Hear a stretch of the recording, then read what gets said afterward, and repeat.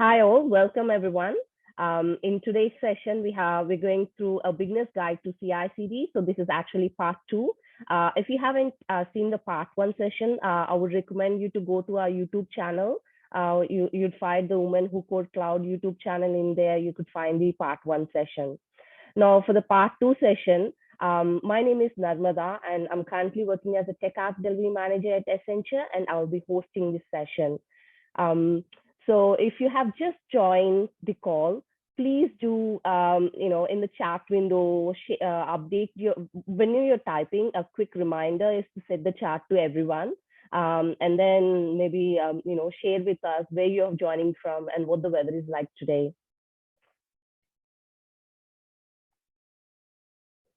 All right. I guess I'll move over to the next one. So if this is your first time and you haven't heard about Women Who Cloud, our mission is just to empower diverse women to excel in all technology careers. The main mission we were looking for is like having enough representation of women in all the careers so that they could be seen at all levels of technological, like whether it be a board member or a CEO, or even at a lower level like junior or starting level. So that's the aim of our mission. And when it comes to our vision, just trying to move this. Our vision is a tech industry where diverse women and historically excluded people thrive at every level. So not just at, like I said, like at the executive level, but not at also at the beginner levels, at analyst roles, whichever role you have chosen. The community is here to help you grow and make sure the tech industry is as diverse as it can be.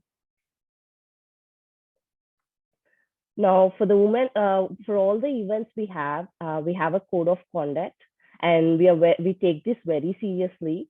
So we ensure that the Women Who Code is an inclusive community where we are dedicated in providing an empowering experience for everyone who is participating in all our platforms, in all our digital platforms. So if you are interested, you can access the full version of this code of conduct from the website link I have shared at the bottom. So we will not tolerate any harassment to any members of our in any form. So this same code of conduct will be applicable in this session as well. So when you're chatting or asking any questions, please be mindful of this. For those who are interested in participating in similar events, we have a lot of upcoming events. You can keep track of this by again going into the Women Who Code website. We have an events link there. So these are some of the events we have planned in the upcoming future. Please go and have a quick look at it. So for those who are, interested in actually participating in a hackathon, I would definitely recommend this one, the next one coming on 10th November. If you are interested in being a member of Women Who Code or want to chat with us or get in touch with other like-minded people, these are some of the channels we have open. We are open on LinkedIn, Twitter, Instagram, but then we're very active on Slack as well. So there's different channels on Slack as well. If you're preparing for certain areas of tech, there are specific channels dedicated for each of them. So for those interested, you can always come and join our community through these links. Without further ado, I'll just quickly introduce our guest today, Hamsalekha Venkatesh. She's a senior software engineer at Spotify. She likes baking and cooking. So Hamsa, I'll just hand it over to you. Sure. Thanks, Narmada. So I'll go ahead and share my screen.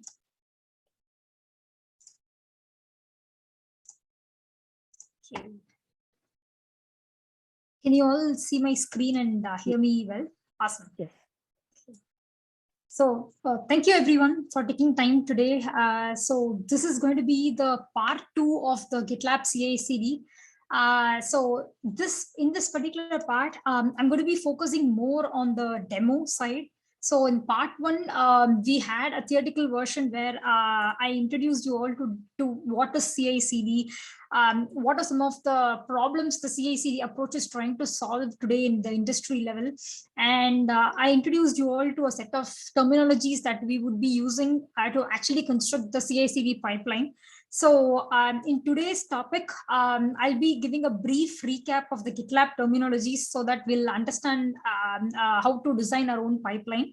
And then we'll pick up a demo app, and where we'll try to see how we can make it CI/CD, design a CI/CD pipeline on top of this particular repository so that we can leverage the true power of GitLab, and we'll be able to come up with our own pipeline.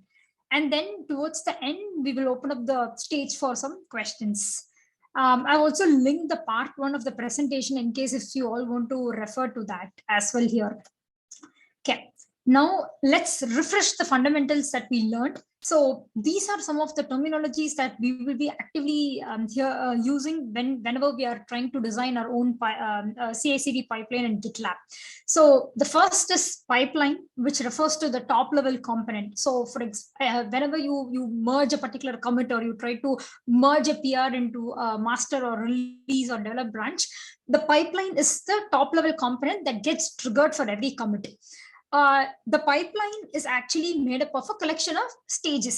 So every stage is meant to do one particular task. So say, for example, you can have build as a stage, then you can have a testing as another stage, you can have deployment as another stage.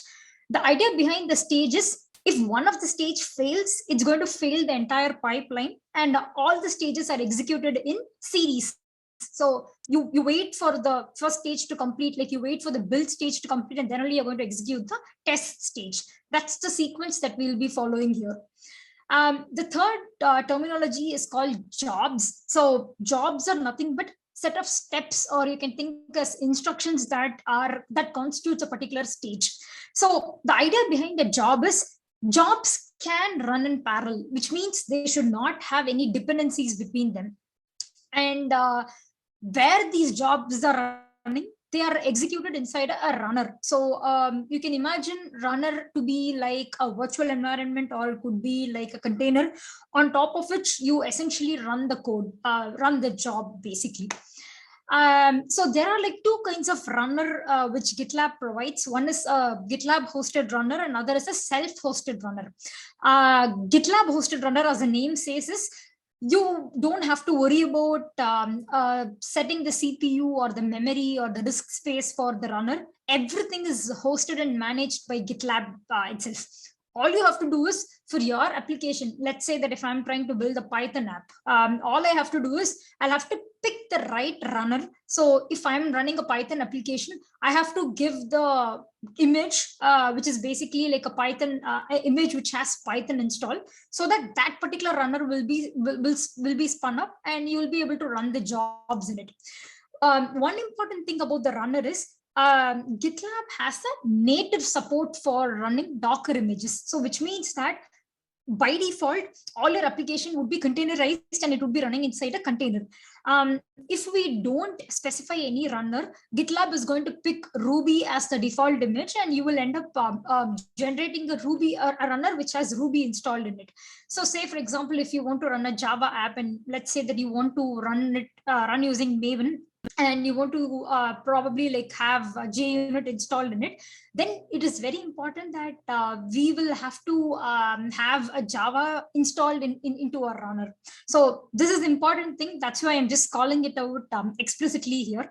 And the fifth terminology is called artifact. So basically, artifacts are nothing but the output of any particular stage, right? So say, for example, if you want to create a report, a test report, or if you want to create a jar, or if you want to create a Docker image, these are what is called as an artifact. The last but not the least is the variable. Variables are nothing but placeholders. So like it's very similar to what variables we see in any programming language, right? So it's basically to hold a value.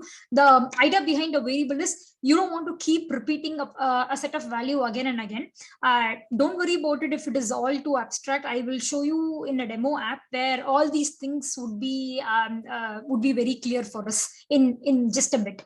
Last is the environment. So environment, as the name says, it refers to where you want to deploy the particular code to. So say, for example, if I'm taking a production setup, ideally, at the moment I create a feature branch and I merge it into develop, I would want the app to be first deployed to dev. And then once that build in the dev environment passes, it's got to be promoted to test, pre-prod, and then finally it goes to the production environment. That's what constitutes the environment. Your environment can be static or dynamic. The main difference is static, the names are fixed. So you're going to just tell the GitLab like, okay, hey, I'm going to have dev environment, and then I'm going to explicitly hardcode the name as test, and then so and so release, and so and so. That's what is called static. Dynamic is you will be able to use the GitLab variables. So basically GitLab itself provides you a set of variables with which during the runtime of your pipeline, you will come up with the link basically to which URL, like for example, it could be like your app name -staging.com, app name -release.com. That link you can dynamically generate as and when your pipeline is running. So I know this is all too theoretical, but just for our understanding, this is just a pictorial representation of how a pipeline would essentially look like. So this top level is the pipeline, which is nothing but a collection of stage. Every stage has a job which gets run inside a runner. One important thing to keep in mind is your stages are independent of one another, meaning that this stage one runs in a particular runner. So your container spins up, you run a set of job, and then if you want, let's say the output of one particular stage to go as an input to another stage, that's when you actually create an artifact. So your artifacts, they get pushed to a permanent storage, like your artifact tree, or it could be like your Docker hub. And then if you want the next stage to consume these artifacts, you would essentially pull it from this particular artifact. So that's how artifacts play an important role when it comes to the pipeline, in designing the pipeline. And then you have environments, which basically are the different levels to before your production, where you want the code to get tested. And variables are not shown here, but they are nothing but placeholders. So keeping these terminologies in mind, let us try to understand what the demo app is doing. So just calling it out, this demo app is a Python app here. So in case if you are not familiar or comfortable working with Python, that is perfectly okay, because the objective of this demo is for us to get started with understanding the CI/CD using GitLab. We don't have to know the fundamentals of Python. I will try to walk you through the repo so that at a high level, we know what this app is doing. Just wanted to call it out. I didn't create this Python app. I actually forked from this particular repository. What I essentially did was I added a GitLab CI. So the GitLab CI YML is the file where you define what are all the stages, how my pipeline has to be. Basically, that's your pipeline manifestation file where you define how your pipeline has to run, what are the steps that you want to, essentially all the GitLab magic of the CI/CD will take place in the GitLab CI.yml file. Right. So this particular app, I've linked it over here. So this app is a very simple Python app that uses Flask to, it's a Python web app which uses Flask to build the entire app. Its backend is written on Python. So this app, it just measures the CPU and the memory usage of any device. So it's going to clearly tell you which application is using how much CPU and how much memory. We don't have to again worry about what this Python app does. One important thing to call out is this particular app, it uses a make file. So for those who are not familiar with make, so make is nothing but a command line utility with which you can create your own commands and you can specify what these commands has to do. So say, for example, if I'm designing a Python app, I can create a make file. So a make file is essentially a bunch of commands, and every command will have a set of steps that you want to do. So say, for example, if I want to build an app, if you are familiar with Python, ideally you would create a virtual environment. You will pip install. So pip is nothing but a Python. It's just a means with which you can install the Python dependencies. Just like how you have, I think it's Maven, if I'm not wrong. For I think that's the equivalent of pip. I could be wrong here, but I can verify that. So pip is essentially, it's a packet manager for Python, where you can specify, you can create a virtual environment, you can install all the dependencies that are required to run this particular app, and all these instructions you can write it you can write it, and you can just simply execute it with the help of a single command. That's the idea behind a make file. All right. So this is what we're going to essentially do here. This app is available for us ready-made. We're going to design our own GitLab CI YAML file and try to design a CI pipeline. So that's the objective of this demo. So this is just another pictorial representation of how it will look like. So the moment you create a branch and you merge something to your master branch, a build gets automatically triggered. So this is all taken care by GitLab. So you run a set of PyTests. So PyTests is nothing but unit test cases in Python. You can run unit or integration test cases, and then you package your application and you push it to the Docker Hub. So this is the CI. We are not going to be focusing on the CD. The CD is where you can essentially pull this particular version of the Docker image and probably deploy it onto a server, or it could be a Kubernetes, or it could be any deployment strategy that you want to basically design. So yeah, with that, the theoretical content is over. Now let's switch to the demo, and I'll walk you through essentially what we're doing. So if you see over here, right, let me just close this. Sure. So if you see here, this is the GitLab repo. Bear with me here. Things might be a little slow as I'm screen sharing. So in case if people are having difficulties, let me know. I'll slow things. Okay. So this is the Python demo app that I forked from that particular repository. So into my personal GitLab account. So this particular app, this is the README, essentially how the app will look like. So if you see over here, this app, whenever you run the Python Flask application, you will end up generating image or an application like this that will show you what are all the CPU and the memory usage for every application that is currently running in your laptop or whatever device that you are essentially running. Okay, and now right. So what I'm going to do here is I'm going to open this in the Web IDE. So Web IDE is one of the cool feature of Python, of GitLab. So what you can do is you don't have to clone this repo in your local. You can just simply, it will open up an IDE where you can edit the code directly. So this is just one view. Actually, I've opened the similar view over here because I want to open the relevant files. So primarily for this particular app, we are interested only in these 4 files. I'll come to the GitLab CI YAML in the last, but for now, I'll introduce you all to this particular file over here. So the first thing I want to talk about is the make file. Again, this has got nothing to do with the CI. Only the GitLab CI YAML is the file that we will be deeply interested in today. This is all just setting up a stage for us to understand the demo app, how the demo app works. So this is a Python app that uses Flask as the UI to come up with the web application.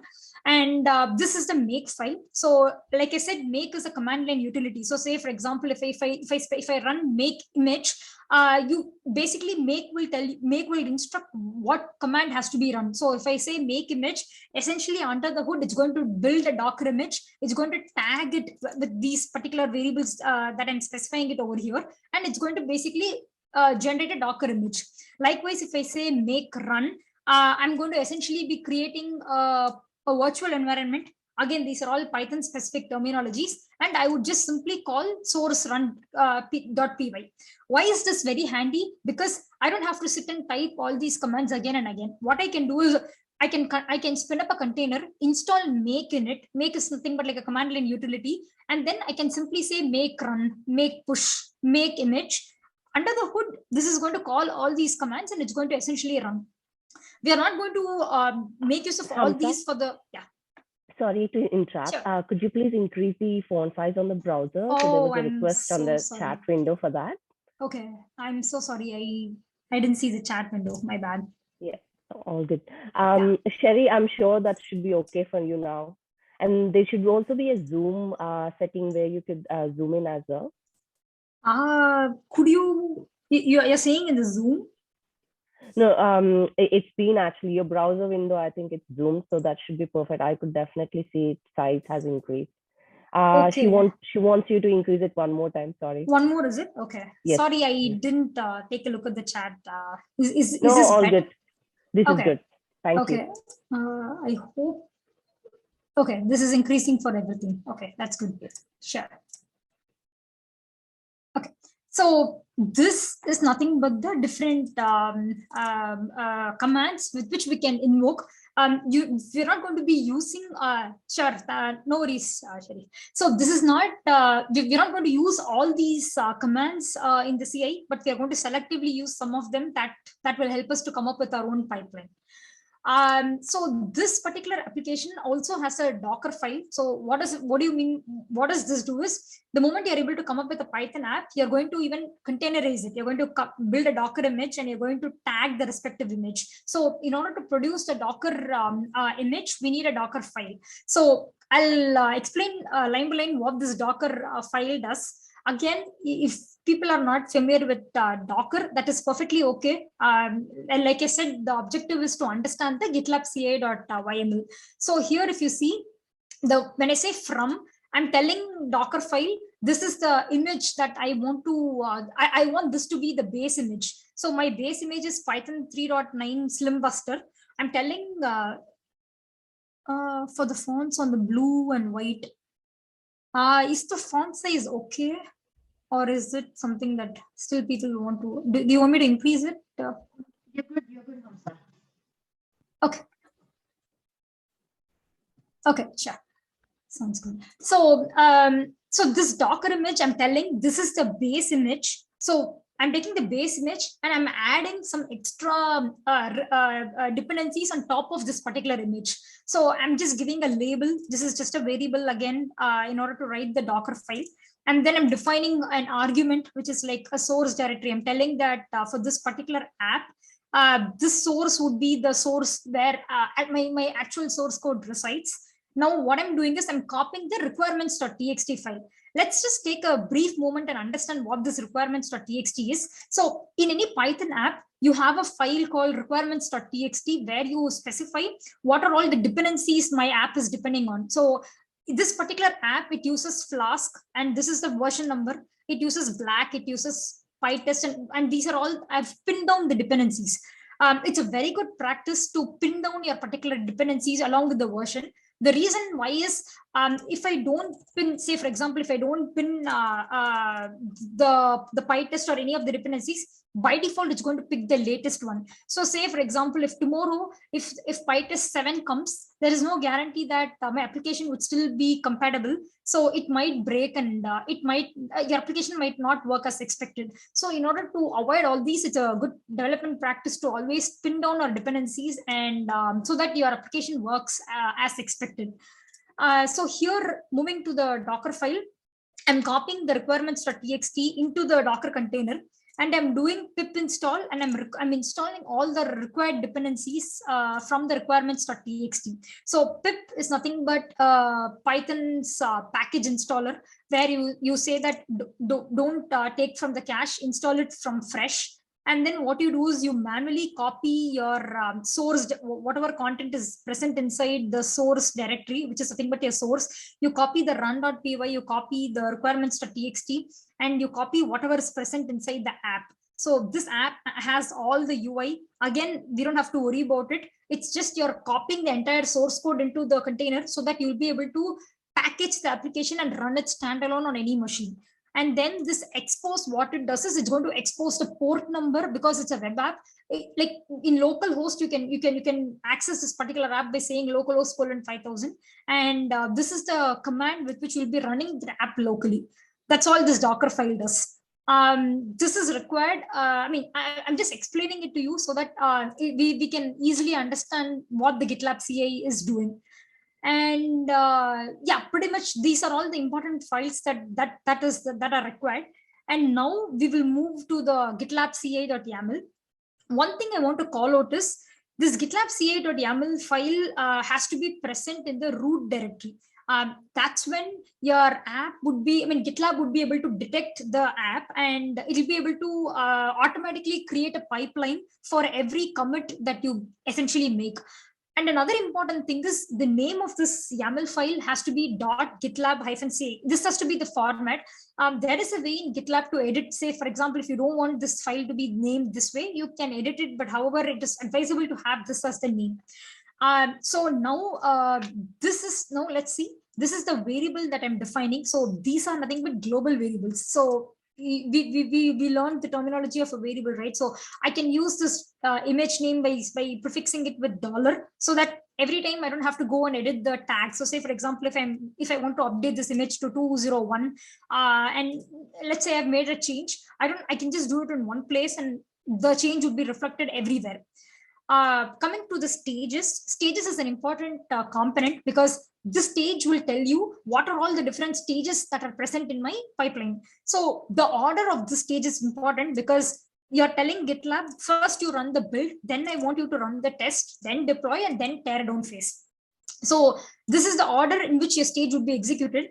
These are nothing but the jobs. You can jumble the jobs in any order. It doesn't matter. I can give this job first. I can give this job first.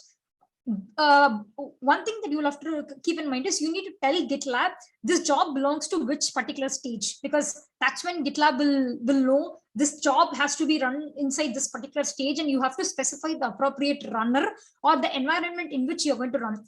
Let me walk you through this in detail. So again, build image is the name of a job. I'm telling GitLab the build is the name of the stage on which I want this build image to run.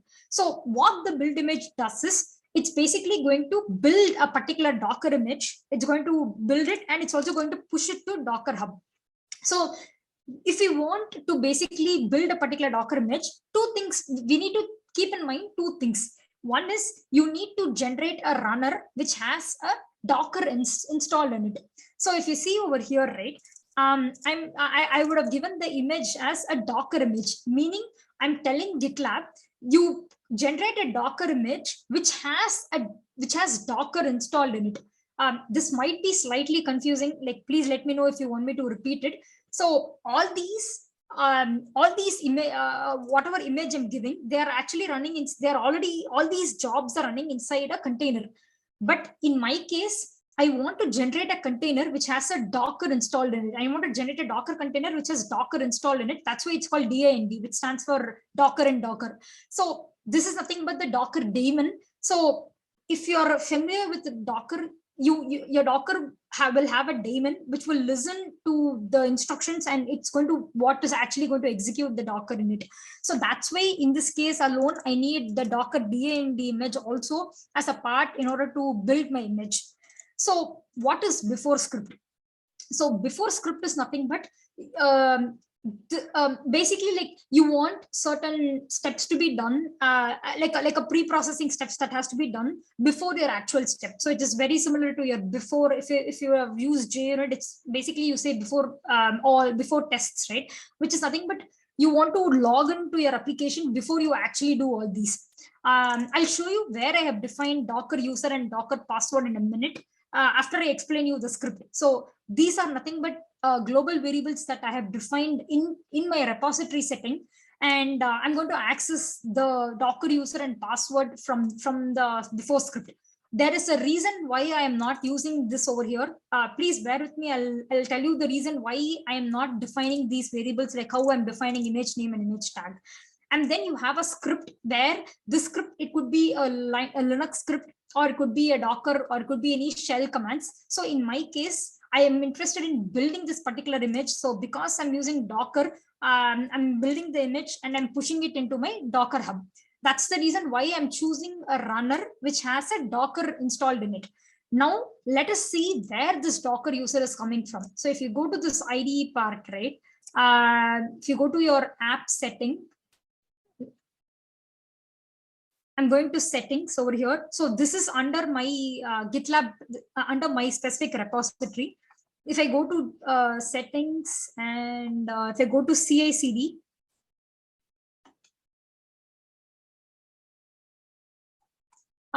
there is a place for me where I can specify the runner, the artifacts and variables. So this is what we are interested in. So in this particular variable, I would have specified the Docker password and the Docker username. The reason why I am not specifying the variable just like how I'm giving image name is, password is something that you don't want it to be exposed when I'm running. So say, for example, if you imagine it from the company perspective, I could be the GitLab administrator, right? So technically this particular setup is something which even I would not be showing it to probably like developers in the team. What I can do is I can try to mask this variable and I may say it's a protected one. And then the developers would just simply consume this particular Docker password for the particular environment. And if I click on this particular checkbox as masked, this variable will not, the plain text of this password will not be printed in your GitLab logs. So if it's a confidential thing, it's a good practice to always hide it so that it comes as * instead of printing the actual variable. So this is the place where you specify the variable and you can reference it directly using the $, just like how we are referencing any normal variables over here. So that's what the build image essentially does.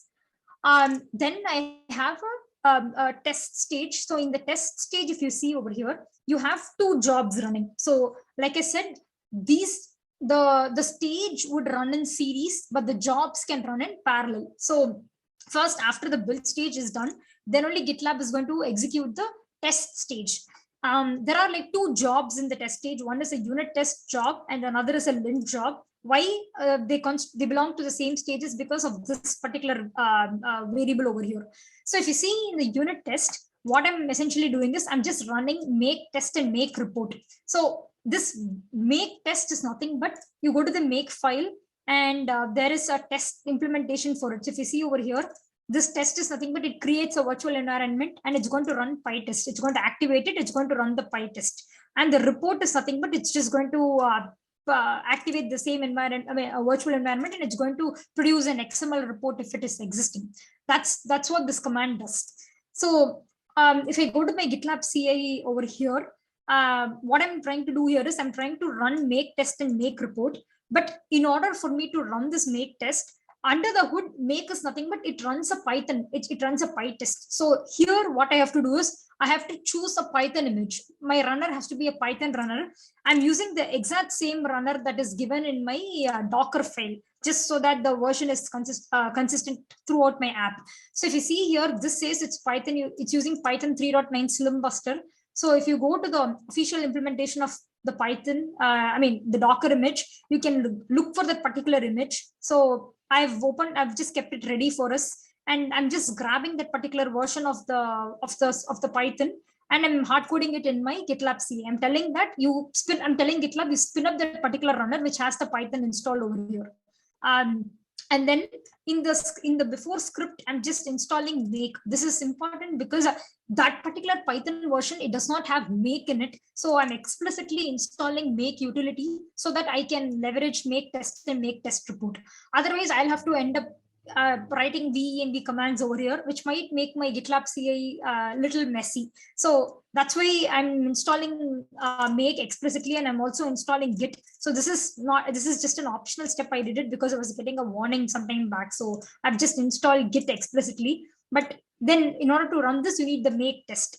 And then I would also be running the lint in parallel, the lint test. So this is nothing but I'm just calling make lint, where I'm just checking for any formatting. So if you see in the UI, you will understand that I'm like these 2 jobs will be running in parallel. And then the deploy, I have not done the deployment step. This is nothing but I'm just saying where this deployment has to be done. So after you create a particular Docker image, you're going to run the unit test. And then finally, you're going to clean up your environment so that the resources, I mean, it doesn't occupy any space. So you're just simply going to call make clean. That is going to remove all the folders that your app has created. So what remove does is the clean is essentially going to remove all the test, all the source, all the caches and everything, and it's going to clean up your project. So by the end of the pipeline, you will have a clean working directory. So this is what your app does. So if you see over here, for now, you only have up to 200 image. I'll just refresh this once to verify.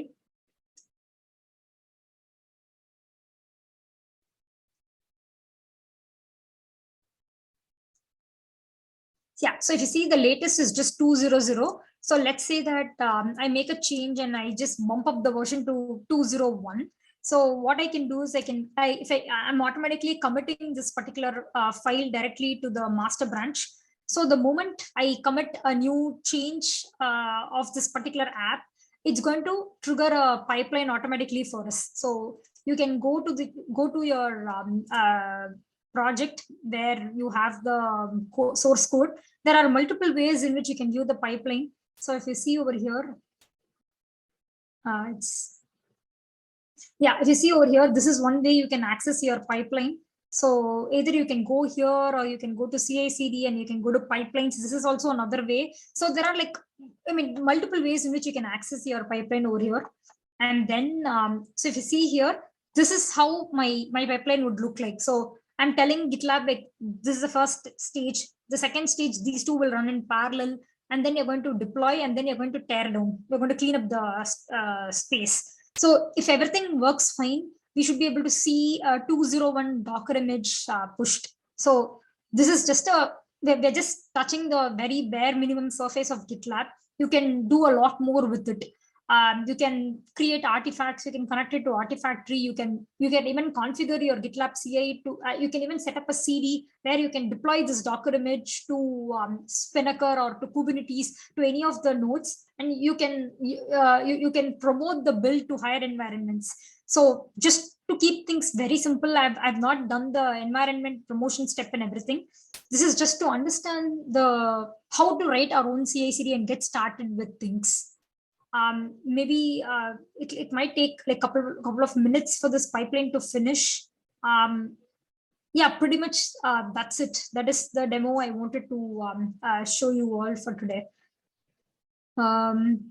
In the meantime, yeah, one more thing I want to show you all is you can also view the logs associated with a particular job. So say, for example, if a stage fails, GitLab has a very detailed representation. So if you see over here, right, the first, in the case of a build, this is the Python app that gets run. So if you see here, this gunicorn is the command that if you would have seen in the Docker file, it's running. So essentially it's copying the source directory, whatever step that we have seen in the Docker file, all these things. If you see here, I'm just switching my view to the Docker.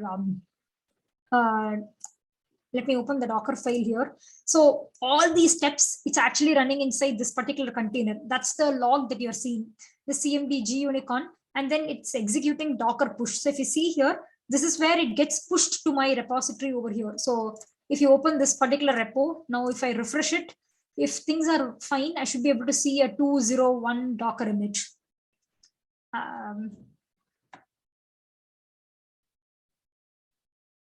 So if you see here, this is the latest push that we have done.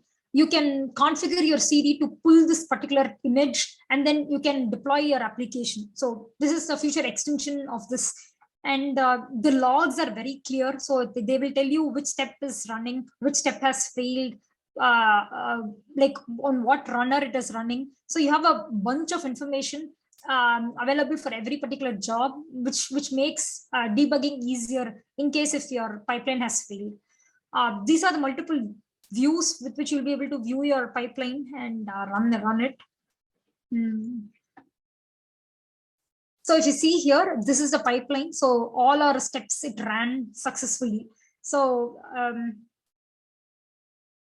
opening it over here.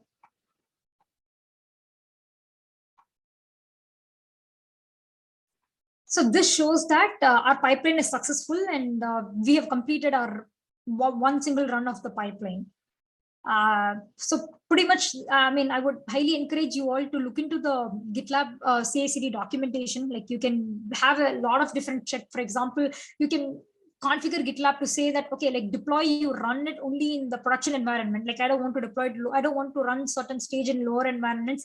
You can configure checks for it. You can configure, you can set up permissions on what has to be run. So say, for example, if your application, if it needs to, I see some questions. Okay. Suppose if you want particular artifacts to be used only in certain environments, you have facilities. I mean, you have commands with which you can restrict certain access. You can also retrigger certain jobs. So say, for example, if my lint fails, I can selectively retry the jobs. That we have to do it with caution. So this is just a high level overview, and I've also linked the repository and the GitLab all everything in this particular slide. And with that, I think this concludes the official demo. And I would highly encourage you all to take GitLab for a spin, so that you can understand the true power and harness the GitLab. Yeah, that's it. So we can open up any questions or comments, anyone. Hey Hamsa, there's one question I think before Sure. you take off the screen. Sure. In the requirements.txt, when you went through it, you mentioned to pin down the dependencies.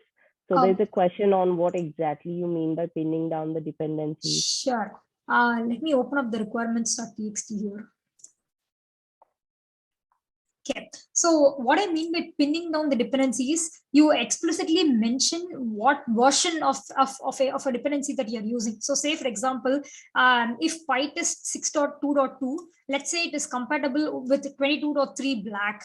Let's say if I don't give this dependency, it's essentially going to pick the latest one. So say tomorrow, if somebody update, if the Python people, if they update the PyTest so to say 7.0, there is no guarantee that your black or your flake 8 dependency would be compatible with that. It might break your application. So it's always a good practice to pin down the dependency, so that if somebody updates the package, still your application would run as expected. That is what I meant by pinning down the dependency.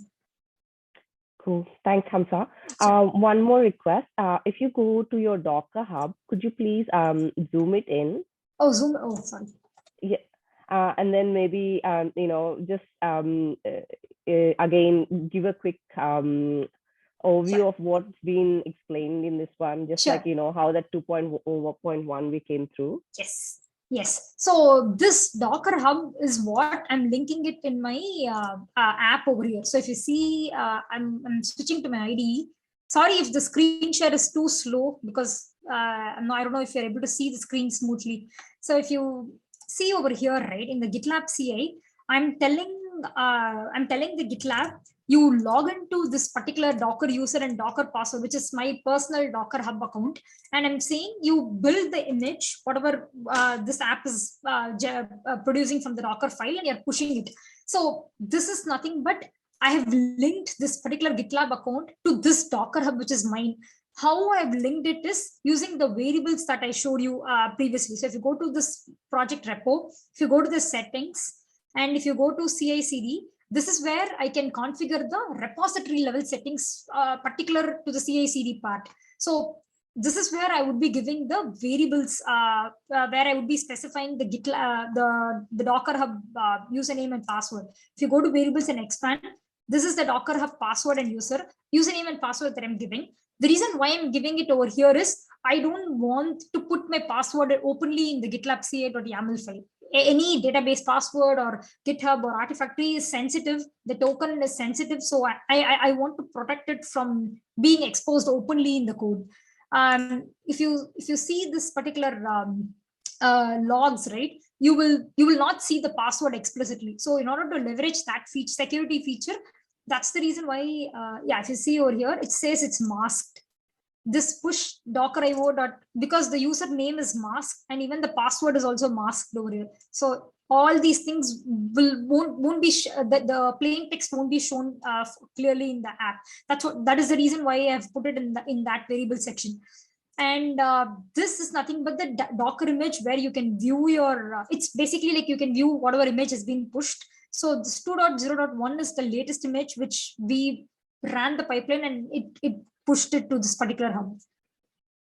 I hope I answered your question. Yep. Thanks, Hamza. Sure, That's sure. definitely been helpful.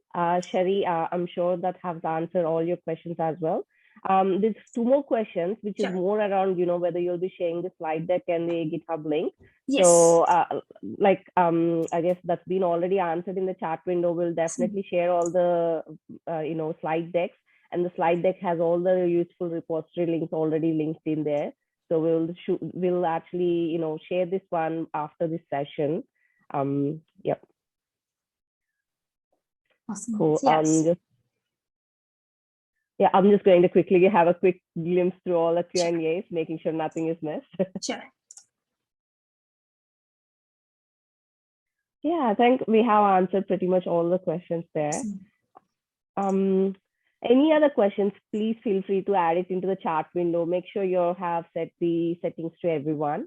One question I have is, Hamza, regarding the, the username and the password where it's masked and protected and all that. Yes. So is it just masked or is it encrypted as well? So it's just masked. I don't think there is any encryption done here. It's just masked from us. Awesome. Yeah. Cool. This is just a plain password. So the username is the plain username that you log in, and password is the plain password that you give. Yes. Yeah, makes sense. All right. One last call if anyone has any questions.